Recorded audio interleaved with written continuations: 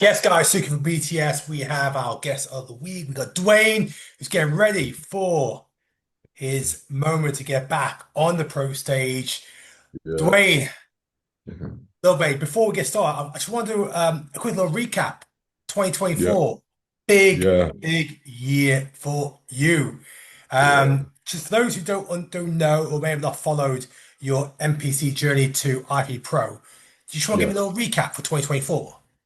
Yeah. Basically back end of 2023, going into 2024, I just wanted to give myself a new challenge, having been in the fitness industry, but not really in the bodybuilding scene. I felt like having trained for so many years, it was just a time for me to make a step up and I'd had an interest in competing and I took that step and yeah, I did two NPC shows before gaining my pro card in Romania at the back end of the year. I learned a lot in a short space of time. I feel like I was very naive at the time into what I was stepping into, but I think it worked in my favor and it just allowed me to fall in love with this sport. But yeah, ended up winning my pro card in Romania and competing the next day in a pro show and finishing fourth out, I think it was 23 pro athletes, some of them being Olympians. And Bill yeah, Walker. yeah, Mil Walker, MJ was there who won Dubai Yeah. Pro. Yeah, there was a few, and it was just at the time me going back to being saying me being naive worked in my favor is because I walked into the environment not caring there was, who was on stage. I was just very much happy with the result I'd put in. So that's something I took into this prep, just knowing that as long as I put the work in, the confidence shows on stage, and it doesn't matter about the name, just matters about who's really put the A game on the day. And I've really took my off season and this year just to actually concentrate more on the pros because last year being an NPC athlete, you're not really so focused on the pros as if this is my competition. You're just looking at these incredible physiques and yeah, this year is just more of a case I've realized the game's very, very competitive right now. And one week someone could be on, the next week someone's up. Like I've seen it with Ifbb pros that had the same coach that I do. One week you're finishing 10th, next week you're second. It's a very funny game at the moment, but I'm enjoying the process. I'm excited. It's peak week. We started water loading today, so I'm running to the bathroom every 5 minutes. But I'm in a place where me and Jace knew what we wanted to do in the off season, and I feel like we accomplished it. Very much satisfied within myself, and don't really feel any pressure going into this because I feel like this is a improved package. And off the back of how I ended my last season, I overachieved. So going into this one, I just want to enjoy the sport. I'm still young. I'm still very much in a space where I'm new to the game, so the plan is to obviously go to Olympia. The plan is to win. That's why I'm doing this. But at the same time, I'm more in love with the journey and how things are transpiring. Well, look, winning Romania is no joke. I mean, anyone who's seen a Romania show Yeah, knows production-wise, it brings in the best of the best on the amateur scene. And look, even on yeah, the pro show, we still see big hitters take to the yeah, stage. So, yeah, look, phenomenal year 2024. You just mentioned, yeah, obviously, now you're off to Spain this weekend, yeah, Olympic qualifier. yeah. What is your 2025 season looking like at the moment? My 2025 season is obviously, I don't want to get too distracted by looking at everything's to come, but the plan is obviously to go Spain and a week after go to RGV Pro, just experience an American show. One thing that me and my coach analyzed is that the European and the American look is completely different. In terms of what the judges are looking for. Sometimes it does have some sort of correlation, especially if you're an incredible athlete, you can't be overseen. But I do feel that my look would actually do well in America. So we're gonna give that a shot. I'm not gonna stretch too far out of my reach. So these two shows are the two shows I have planned. Potentially a third show, depending on the place and how I feel. I'm gonna listen to my body. That's the most important thing, as I want to be this in this game for the long run. Not just a short run and just blasting myself and then feeling fatigue and falling out of love with the sport. But yeah, just on a Europe and an American show, just to see where I stand, see where the improvements lie, get my feedback, get my data, and just constantly improve, which is the best mindset to have in this game. If those two shows you're getting close to that Yeah, pro win, and you yeah, mentioned there might be a third show. I mean, I'm guessing yeah, I'm thinking now about there's Italy, there's Germany back in Europe. yeah. Are those Yeah, two on your radar? I mean, I'd rather go in while I'm in peak condition. I feel like because we really had a long prep, the fatigue isn't as bad as it was last year, and I do feel like I can do back-to-back peak weeks, potentially a third peak week. There is a show in Florida. It is a big show as well. Like I said, me being the way I am, going into shows with big names, I feel like that is where you really make a name for yourself because at the end of the day, getting to Olympia is an accomplishment. No one really cares how you get there, but being able to hold yourself on stage with great people is what really makes a name for yourself, I believe so. Remember when I did an interview with Ryan Yeah. Terry. He said basically for his advice for UK pros is Mm, get out to America, get out to mhm, America and compete against the sorry, compete in front of the mm. Olympian judges. Yeah, yeah, you Yeah. compete in Europe, that's great, but the judges you Mm, want to get in front of are the ones who are going to be there in Olympia, and they are yeah. going to be doing the US shows. So, look, Mm, you got your schedule lined up, and look, you said it's all about mm, you're young, you want to enjoy mm, the season, but as we mm. know, in the pro ranks as well, just like the amateur, it's a results business. So Yeah. when it's all said and done for this Mm, season, mm, what result would you look back on to say, you know what, that's been a mm, successful 2025. I'm moving in the right direction. mhm. I mean, achievement for me is doing better than my last season. In terms of like my highest placing was fourth at a pro Yeah. show. So getting over fourth will be an improvement for me. And it will be something that I would like to take upon and be like, yes, okay, that was an accomplishment.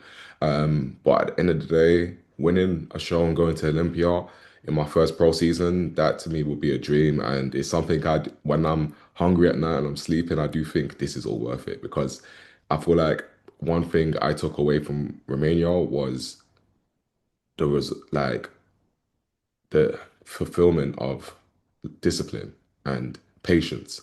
And that's why I feel like I fell in love with bodybuilding because in terms of my mentality and just my own personal development within the last year, it's really just trickled off into everything else in my life regarding my personal branding, just how I see myself as an individual in this sport. I don't just see myself as a bodybuilder. I see myself as someone who's just trying to accomplish something every single day and moving with a purpose. So yeah, bodybuilding's given me a purpose and that's why most of my fulfillment will come from within rather than just on the stage. Of course, at the end of the day, you are there to compete, and I do want to win. But at the same time, I feel like putting that pressure on yourself so early in your career can really just take away from loving the sport and developing. Because I've really had time, like I said, to go from being a novice on bodybuilding to actually looking at certain people that I'm inspired by and looking at their story, looking how long they've been in the game. And it's made me have an utter respect and understanding for every single athlete and how their journey prevails. So yeah, it's in God's hands. But like at the same time, for me, accomplishment is doing better than last year. I guess one thing you must take a lot of motivation from is Mm, the fact that the men's physique division over at mm, Olympia yeah, is stacked. Well, I say stacked. It's very high for UK pros. We got 6 or 7 UK pros yeah, who've qualified for the Olympia yeah, 2025 in the men's physique division. And you yeah, talk about people's journeys. Omar, how many mm, times did he have to try and get that win? Tyler exactly. Smith, once again, the same thing. Second, until Yeah, finally getting that win. So seeing the number of UK competitors over at the Olympia 2025 mm, on the Olympic stage, I guess yeah. that's got to give you that added motivation to show you what's actually possible and that hard work does get rewarded. 100%. And I've actually developed personal relationships with some of the UK Olympians. And it's like when I see them, it's like, yeah, yeah, we got to see you. We got to see you in Vegas. We got to see you in Vegas.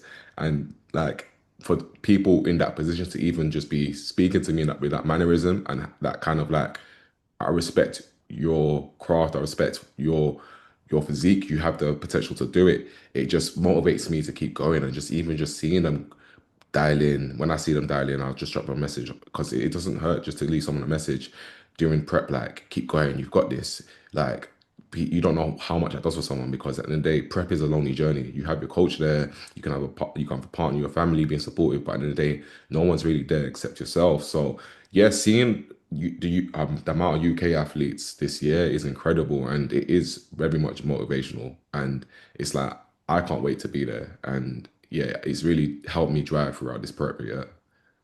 What's what's Jace been like as a coach? Because I've seen that he's been so successful over the years. He's getting stronger and stronger.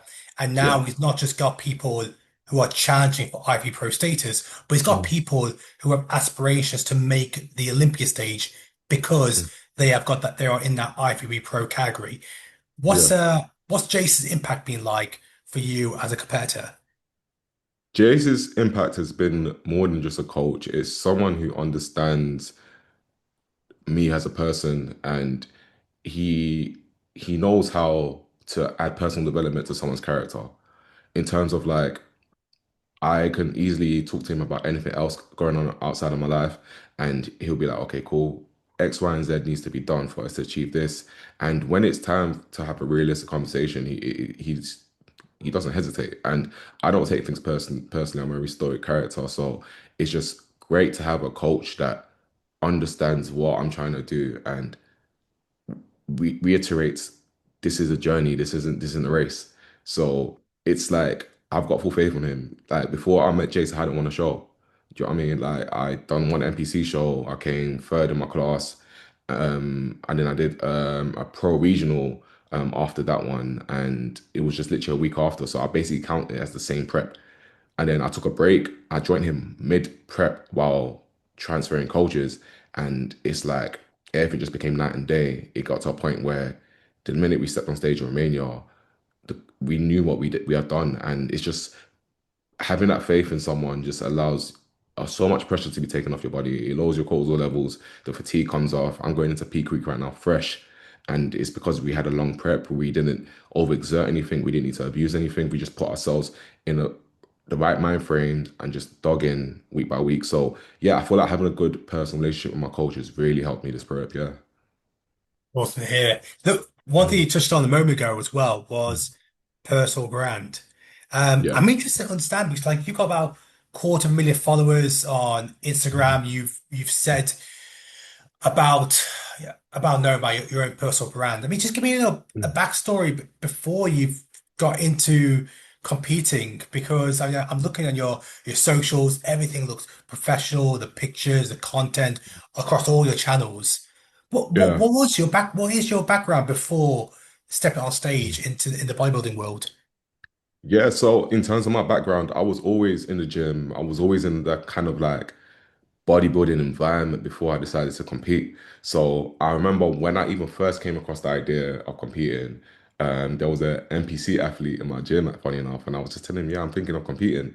And the thing is about me is like I take negativity as positivity all the time. So I was pretty known for just like doing campaign shoots for like reputable brands like VQ or just working with people in the industry. I was always constantly in the I had already developed sponsorships and put myself in a good position just due to me just personalizing my Instagram and growing that. My content was a bit more lifestyle previously because obviously I wasn't a competitive bodybuilder. I didn't have to weigh my meals, track my macros all day, and constantly be thinking about that. I was just very much just a guy with a good physique. So I remember he said to me, "Oh, the fitness model thinks he can be a bodybuilder now." And then it's funny enough, I saw him in the gym the other day, and he just literally came over.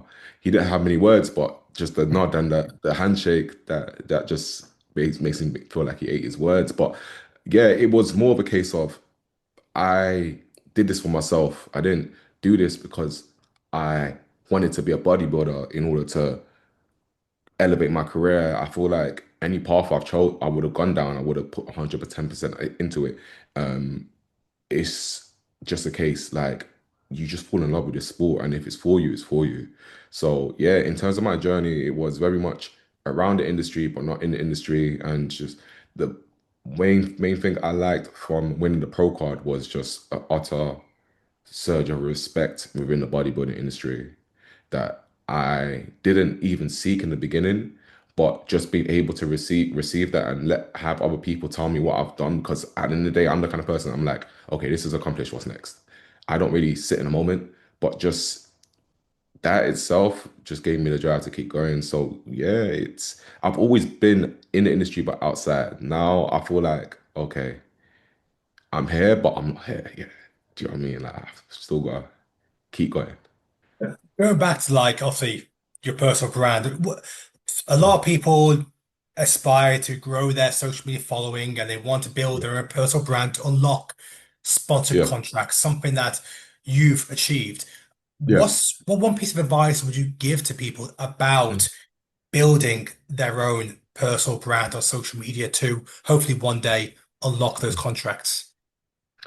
My my advice would be identity.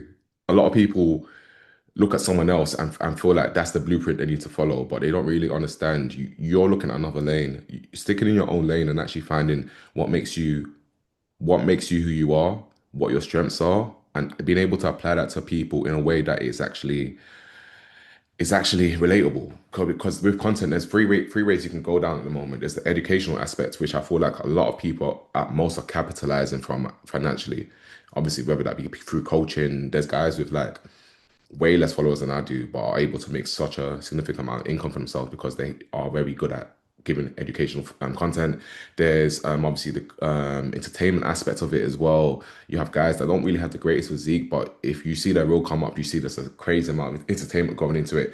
And then there's just the third one, which is just being relatable. And I feel like that is the most organic way you can actually really grow your following, but it's just at the same time, people know when you're forcing it. So, for example, if someone just comes across like very clean-hearted, like I've been watching Quentin Beastwood recently, like his YouTube, like that guy, the vulnerability he had when he cried on camera after Tampa Pro, like I remember just sitting down watching that with my girlfriend, and it just really touched both of us inside because that level of vulnerability and just being able to showcase your journey and track back to what people said and how that drove you and how he's able just to be himself. I feel like people love that. So yeah, those are the three main things I'd say just to focus on in terms of building a personal brand. And at the end of the day, it's like if you're a bodybuilder at a high level, 9 times out of 10, you are self-employed. You need to be accountable for your own life in terms of like your income, your expenditure in terms of content when you're not feeling 100% ready to go to the gym or 100% to even get up and make content. You need to remember that is part of the game. If you're trying to build a personal brand, don't just treat it as something, okay, I'm a good bodybuilder. I'm gonna have the audience to follow. Like that does work mostly with the open and the classic guys because those are when it comes to Olympia are the cream of the cream. Those are the ones that you have the highest people coming to see. But in terms of men's physique, we've because we're so saturated, we definitely need to put a lot of work into our content. So treat it like a business, make a plan because without a plan you can't execute anything, and just be consistent because it's like all it takes is one day just for something to go through the roof. I love that. That's a great place to end it, mate. Really appreciate your time, Dwayne. Looking forward to obviously this Um, weekend. I completely forgot that it was actually the yeah, peak week. I forgot that your show is this weekend. I was thinking ahead yeah, of the following week, but the fact that is this one Spain? Do we yeah. know anyone else from UK heading over to compete, have a show? I don't know anyone from the What's UK, just but you? what's his name? The Italian GOAT, man. He just placed third at the Okay. Masters. Yeah, he's competing in the show. So just being able to compete against someone like that, I'm like, okay, right. Like And how old this are is you again, mate? 28. 28, yeah. So you're right. I've got so many years ahead of you in the Yeah, Medvedev game. Awesome. yeah, yeah. Well, look, wait, mate. Best of luck this weekend. Let's see how it Thank all goes because maybe you might not need the America show. I mean, look, even if you did win, I'm look ahead you. because I think right now, I did that post about a few weeks ago. Last Yeah, year, Olympia yeah, 2024, the UK yeah, had yeah, 7 qualified Olympians. This mm, year, we're at 15 already, yeah, which is yeah. mental It's to show crazy. how, yeah, the men's league division is, I believe, fourth Mm, sorry, the UK are fourth in the list in the mm, men's league for the number of competitors representing a yeah, single country. It's either fourth or third, but yeah. literally, like, We're it's climbing another up. one that's just blown.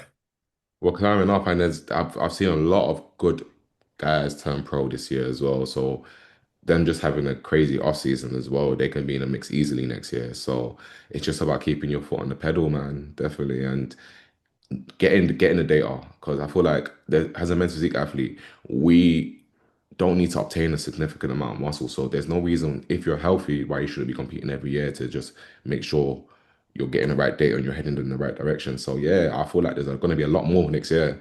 And bodybuilding is definitely growing in the UK in terms of its competitive nature. So let's just keep going. I'm excited to see this journey, man.